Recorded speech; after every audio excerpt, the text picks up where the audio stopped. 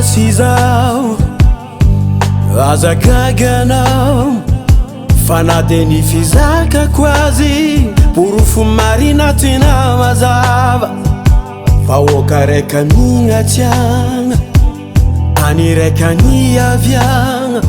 miarako magnano mpifaliagna sy miara-mionika mimpahoriagna Sinduvinao izahay mauranoray manaky izahay magniry zao hokwa mamagniry nahelatsy fahafahany gasikarako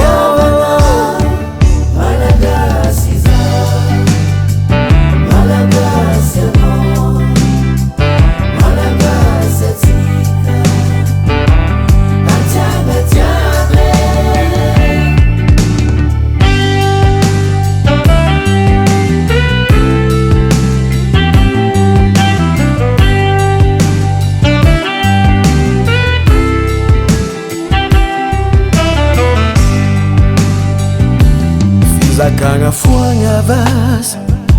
ny tsy hitovizantiagna sy ny fombafombe fagnanaovagna fiaigna natamataho raika tiagna malagasy raika fofonegna tsy tokony fangatsy fa iaraky azy